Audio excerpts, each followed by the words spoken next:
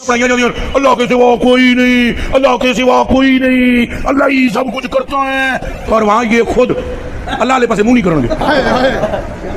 کتنا پیارا شرک ہے، کتنا پیارا شرک ہے جو سارے مل کے کریں گے۔ یہ یہاں نبی کے پاس جانے کو شرک کہتے ہیں، اور وہاں سارے مل کر یہ شرک اللہ کے سامنے کریں گے۔ انہوں بھی اللہ نہیں کرنا، انہوں بھی اللہ ہی جانے کے لیے دھیان کرے۔ آدم بھی بریلوی تو نہیں ہے۔ ایک وابی کے نزدیک یہ کیا ہو رہا ہے؟ موسیٰ کے پاس، کبھی عیسیٰ کے پاس، مشکل میں اللہ کو پکارا، مشکل میں کوئی مشکل کشا نہیں، مشکل میں نہ علی مشکل کشا ہے، نہ غوث مشکل کشا ہے، نہ علی اجمیری داتا مشکل کشا ہے۔ اے موسیٰ اللہ ہے، عیسیٰ پاک اللہ ہے، اے نوح پاک اللہ ہے، اے ابراہیم پاک اللہ ہے، تو کیوں جاؤ گے؟ ہوں دسو جی، سارے نبیوں کو پھر پھرا کے آخر میں کن کے پاس پہنچے؟ عیسیٰ پاک۔ رل کے بولو، ہاتھ کھڑا کر کے پہنچے۔ اصل میں وہ جیل میں تو نہیں ہے نا، وہ نبی ہے۔ اصل میں وہ جیل میں تو نہیں ہے نا، وہ نبی ہے، اللہ کے کیا ہے؟ نبی ہے۔ حضور فرماتے ہیں پھر وہ عیسیٰ کہیں گے محمد، زور سے بولو صلی اللہ، اور وہاں یہ خود اللہ علیہ پاس منہ نہیں کریں گے۔ کتنا پیارا شرک ہے جو سارے مل کے کریں گے، وہاں یہ سارے اللہ کی طرف منہ نہیں کریں گے۔ اب کتنا اچھا شرک ہے، کتنا پیارا شرک ہے کہ جو سنو، فرماتے ہیں ایک بندہ بہت ہو گیا تو اس کی قبر میں جب فرشتے اس کو عذاب دینے لگے نا گر سے، تو بابا اور ہی چلے گئے قبر۔ اور مرزا جیل میں بولے گا، اچھے غوث پاک کہاں سے چلے گئے؟ ایک کتے دے دماغ میں جو پاؤں تو سوا ککھ نہیں آؤں، کتے دے دماغ میں جو پاؤں تو سوا ککھ نہیں آمدہ، ککھ نہیں آمدہ کہ کیسے یہ قبر سے نکلے گئے۔ بابے اور ہی فرمانے ہیں بھائی وہ مرید تھا میرا غوث پاک، تو میں نے اپنے رب سے کہا پروردگارہ نسبت میری ہے، انہوں چھڑ دے۔ تو اللہ پاک نے فرمایا یہ گل بڑی لمبی ہے، میں وچوں حذف کر رہا ہوں۔ اللہ پاک نے ارشاد فرمایا فرشتیوں ہٹ جاؤ پیچھے، عبد القادر وچ پہ گئے۔ دوسری طرف یہی آپ کو وہ حدیث شفاعت سنا رہا ہے کہ اس دن آدم علیہ السلام، نوح علیہ السلام، ابراہیم علیہ السلام، موسیٰ علیہ السلام کچھ کام نہیں آئیں گے۔ بھئی جس دن انبیاء کا یہ حال ہے کہ وہ نفسی نفسی کہہ رہے ہیں، تو وہاں عبد القادر جیلانی کیسے بیچ میں پڑھ سکتا ہے؟ انبیاء کے جیسا ہے ہی کوئی نہیں، تیرا عبد القادر جیلانی تو شاہی کوئی نہیں۔ کہتے بابے تو شاہی کوئی نہیں ہے۔ جی بابے تو شاہی کوئی نہیں انبیاء کے مقابلے پہ۔ اس طرح چیزیں نہیں بھائی ثابت ہوتی ہیں، علم کی دنیا ہے، یہاں آپ کو دلائل سامنے رکھنے پڑیں گے، مقدمہ پیش کرنا پڑے گا۔ شفاعت رسول صلی اللہ علیہ وآلہ وسلم برحق ہے، اس کو نہ ماننے والا گمراہ ہے، بد مذہب ہے، جہنمی ہے۔ لیکن شفاعت رسول کا عقیدہ ایکسٹراپولیٹ کر کے آپ دنیا میں فرشتوں کو، پیغمبروں کو، جنوں کو یا بزرگوں کو مدد کے لیے پکارنا شروع کرتے ہیں۔ تو قرآن میں کئی جگہ پہ آیا، سورۃ الاحقاف میں تو اس کا کلائمیکس ہے کہ جن ہستیوں کو یہ پکار رہے ہیں قیامت والے دن وہ ہستیاں ان کی دشمن ہو جائیں گی اور کہیں گی کہ ہمیں تو پتہ ہی نہیں تھا یہ ہمیں پکارا کرتے تھے۔ عبد القادر جیلانی نہیں کہہ دینا کہ مجھے تو پتہ ہی کوئی نہیں سی کہ اے بغدادی کہتا جی چھاڑ دو بچ عبد القادر پہ گیا جی، عبد القادر نے روح کھو لی، ہو گیا بغدادی تو نال بغدادی لاندہ رہے، بغداد والے تو پتہ ہی نہیں سی کہ میرے بات کیا کر دے رہے ہو میرے نال۔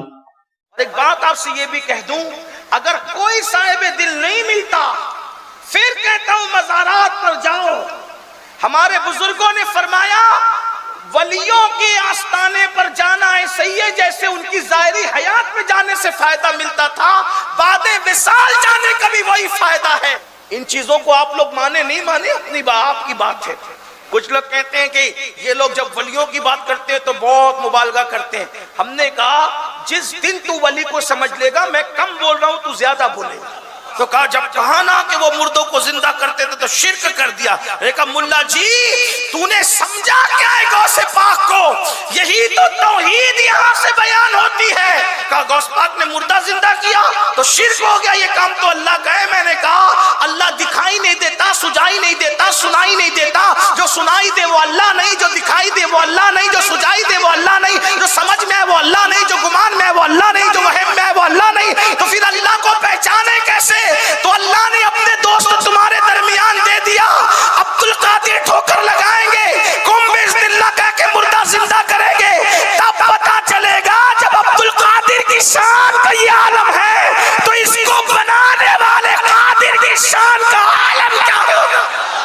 جب مجھے لگا کہ میں مزاروں پہ جانے سے روک رہا ہوں تو میں نے رجوع کیا اور میں نے کہا جایا کریں مزاروں پہ اور وہاں اونچی آواز سے کہیں کہ اے اللہ جو یہ بابا دفن ہے اس کی اگلے پچھلے سارے گناہ جو یہ چھپ کے کرتا تھا جو یہ لوگوں کے سامنے کرتا تھا وہ سارے گناہ معاف کر دے, اس کی قبر میں کیڑے نہ پڑے. قیامت والے دن جب یہ ننگا اٹھایا جائے تو اے اللہ اسے لباس پہنانا. قیامت والے دن جب یہ پانی کی تلاش میں مارا مارا پھر رہا ہو تو حوض کوثر نصیب فرمانا. یہ سارے الفاظ بولو تاکہ پتہ چلے کہ کیا اوقات ہے ان کے بزرگوں کی. میرے نبی سا ہے ہی کوئی نہیں, تیرے بابے تھے شاہی کوئی نہیں. پانچوں نمازوں کی ہر رکعت میں پڑھتے ہو ایاک نعبد و ایاک نستعین, لیکن یہ زبان سے حلق سے نیچے اتر کے دل تک عقیدہ نہیں جاتا. نماز پڑھ کے تو بابے کے آگے جا کے جھکتے ہو. یہ تم لوگ ہو. زبان تک صرف آیت ہے, حلق سے نیچے نہیں اترتی. دیکھو ہمارے تو دل میں ہی آیت لکھی ہوئی ہے اللہ کے فضل سے. تمہارا حال یہ ہے تمہاری مسجد میں کوئی رات کے وقت یا اللہ مدد لکھ جائے نا تم اس کے اوپر پینٹ پھروا دو گے. آپ کیا سمجھتے ہیں غوث پاک رضی اللہ تعالیٰ عنہ کے مقام کو؟ اور اگر کوئی یہ کہے جیتے جی وہ مدد کر سکتے تھے وصال کے بعد نہیں, تو میں آپ سے عرض کروں گا وصال کے بعد تو اور زیادہ مدد کرتے ہیں, اس لیے کہ اب تو عبادت کرنی ہی نہیں ہے. اب تو عبادت کا سلسلہ ختم ہو چکا. روح جسم سے نکلی, آپ قبر میں اتار دیے گئے, اب کوئی عبادت نہیں, اب تو دستگیری ہی دستگیری ہے. اب تو فریاد سننا ہی سننا ہے اور پریشانیاں دور کرنا ہی کرنا ہے. حضرت عمر نے یہ نہیں کیا. صحیح بخاری اٹھا کے دیکھیں 1010 نمبر حدیث ہے, 10 اس کا نمبر ہے. یہ بھولنے والا نہیں ہے. یہ ہے ہمارا عقیدہ جو امیر المومنین کا عقیدہ ہے. امیر المومنین قبر رسول پر نہیں گئے, انہوں نے رسول اللہ کے چچا کو لیا عباس ابن عبد المطلب کو اور اللہ کے حضور دعا کی اِنَّا كُنَّا نَتَوَسَّلُ إِلَيْكَ بِنَبِيِّنَا, اے اللہ بے شک پہلے پہل ہم تیرے نبی کے توسل سے تیری طرف متوجہ ہوا کرتے تھے, ان کا وسیلہ اختیار کرتے تھے اور ان کی دعا کی برکت سے تو بارش نازل فرماتا تھا. اب ہم تیرے نبی کے چچا کو لے کر آئے ہیں. انس بن مالک کہتے ہیں جب وہ چچا دعا کرتے تو بارش نازل ہو جاتی. اس سے سیدنا عمر نے عقیدہ دیا کہ صحیح وسیلہ شخصی, صحیح توسل یہ ہے کہ کسی نیک آدمی سے جب وہ دنیا کی زندگی میں موجود ہو جا کر دعا کروانا. جو آخرت کی زندگی میں جا چکا ہے اس کے ساتھ آپ نے کمیونیکیشن نہیں کرنی. یہ وہ دین ہے جو بخاری اور مسلم میں ہے, اور ایک وہ دین ہے جو جعلی روایتوں کے اندر ہے جو ان کے بزرگوں نے گھڑی تھی. نبی علیہ السلام کی مبارک زندگی میں تھا کہ آپ سے فیصلہ کروانا ہے اور آپ علیہ السلام کے بعد قرآن و سنت سے فیصلہ ہوگا. ورنہ سب سے پہلا اختلاف تو نبی علیہ السلام کی وفات کے بعد جو ہوا وہ سقیفہ بنی ساعدہ والا ہے. تو کیا حضرت ابوبکر اور حضرت علی نے خلافت کا فیصلہ قبر رسول سے کروایا جا کے؟ 6 مہینے تک ناراض رہے ہیں حضرت علی, بعد میں بیعت کر لی. کسی کو یہ وام بھی نہیں آیا کہ بھئی قرآن میں لکھا ہوا ہے وَلَوْ أَنَّهُمْ إِذْ ظَلَمُوا أَنفُسَهُمْ جَاءُوكَ, یا لکھا ہوا ہے قرآن کے اندر کہ فَلَا وَرَبِّكَ لَا يُؤْمِنُونَ حَتَّى يُحَكِّمُوكَ, تو رسول اللہ سے جا کے فیصلہ کروا لیتے. انہیں پتا تھا کہ نبی الاسلام کی وفات کے بعد اب قبر رسول سے جا کے نہ ہم مانگ سکتے ہیں نہ آپ سے کوئی بات کر سکتے ہیں. بعد میں جنگ جمل کے لیے جب سیدہ عائشہ اسی حجرے سے نکل کے گئی ہیں تو نبی الاسلام نے تو قبر مبارک سے ہاتھ نہیں باہر نکالا. جنگ صفین کے موقع کے اوپر تحکیم کا مسئلہ ہوا ہے, کسی نے قبر رسول سے آ کے فیصلہ نہیں کروایا. اگر آپ سمجھتے ہیں کہ اس طرح آیات کو جنرلائز کرنا ہے, بعض آیات جنرلائز بھی ہیں لیکن بعض اسپیسیفک ہیں. آج کی ڈیٹ میں انہیں جنرلائز کرنا ہے تو قرآن و سنت کی روشنی میں فیصلہ کرنا ہوگا, نہ کہ قبر رسول پہ جا کے فیصلہ کروانا ہوگا. ہاں آج رسول اللہ دنیا میں موجود ہوں, ہم اپنا چھوٹے سے چھوٹا مسئلہ بڑے سے بڑا مسئلہ ڈائریکٹ رسول اللہ کے سامنے جا کے رکھیں گے, بالکل رکھیں گے. صحیح بخاری اور صحیح مسلم دونوں کے اندر حدیث موجود ہے حضرت ابو ہریرہ کہتے ہیں کہ میں نبی صلی اللہ علیہ وآلہ وسلم سے جو سنتا تھا بھول جاتا تھا. میں نے آپ سے شکایت کی تو نبی صلی اللہ علیہ وآلہ وسلم نے فرمایا کون ہے جو آگے بڑھے اور میں اس کے لیے دعا کروں اور وہ کبھی نہ بھولے؟ تو کہتے ہیں سب سے پہلے میں آگے بڑھا. حضور نے کہا اپنی چادر ادھر کر, اور آپ نے یوں کر کے چادر میں رکھا اور کہا اسے اپنے سینے سے لگا لے. کہتے ہیں اللہ کی قسم اس کے بعد میں کوئی حدیث نہیں بھولا. میں علماء عرب اور وہابی علماء کی اس تقسیم کو نہیں مانتا جو وہ کہتے ہیں ما فوق الاسباب اور ما تحت الاسباب. میں کہتا ہوں کہ اللہ کے نبی علیہ السلام ما فوق الاسباب چیزیں بھی اللہ کے اذن سے دے سکتے ہیں جب دنیا میں موجود تھے. اب حافظہ کسی کو دینا یہ اسباب میں تو داخل نہیں ہے یار. حافظہ جو ہے یہ اسباب کی چیز نہیں, اسباب کی چیزیں تو اور ہیں.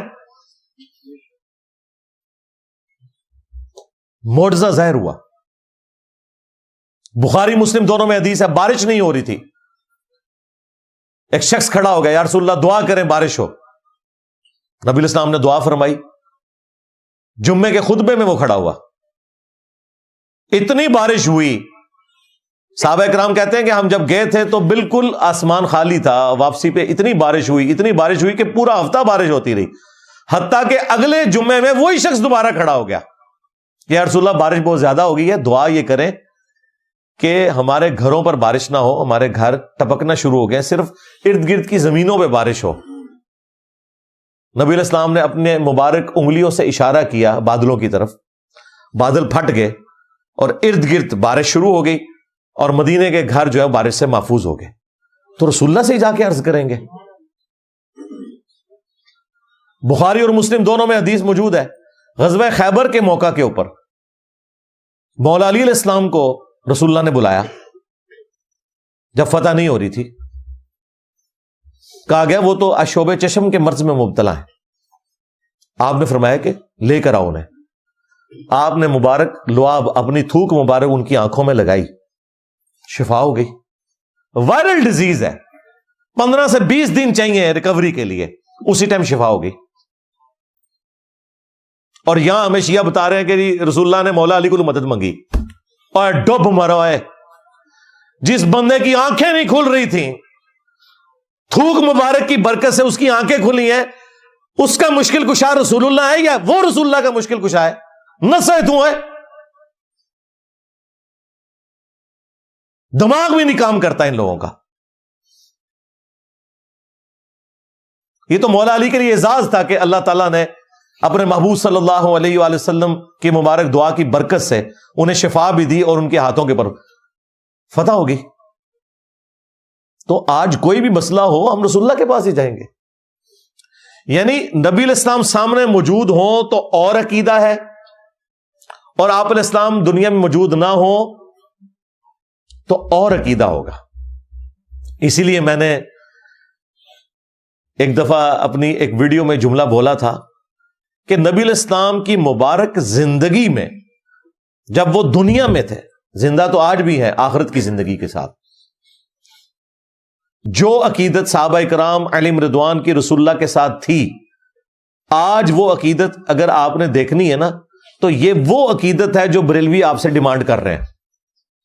لیکن غلطی کہاں پہ کھا رہے ہیں کہ نبی علیہ السلام کی وفات کے بعد جو عقیدت صحابہ کرام اور اہل بیت کی نبی علیہ السلام کے ساتھ تھی, وہ عقیدت آج اگر آپ نے دیکھنی ہے تو وہ آپ کو اہل الحدیث میں نظر آئے گی. نبی علیہ السلام کے دنیا سے تشریف لے جانے کے بعد معاملات بالکل ڈیفرنٹ طریقے سے ہوں گے. بخاری اور مسلم میں ہے کہ صحابہ کرام نبی علیہ السلام کے وضو کا پانی نیچے نہیں گرنے دیتے تھے. بخاری اور مسلم میں ہے نبی علیہ السلام کا پسینہ مبارک صحابہ کرام عطر کے طور پر استعمال کرتے تھے, اپنی خوشبو میں ملایا کرتے تھے.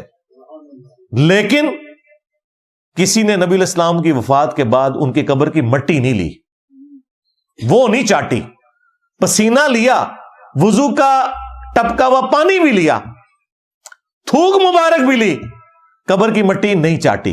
کیوں؟ انہیں پتا تھا کہ اب نبی علیہ السلام دنیا سے تشریف لے گئے. ہاں اب قیامت کے دن جب نبی علیہ السلام پھر ہمارے سامنے آئیں گے، پھر ہم نبی علیہ السلام کے پاس ہی جائیں گے. تم جانا بایزید بستامی کے پاس، جس نے کہا تھا میرا جھنڈا محمد کے جھنڈے سے بڑا ہوگا، ہاں، اور محمد اور تمام انبیاء میرے جھنڈے کے نیچے ہوں گے، ولیعوذ باللہ تعالی.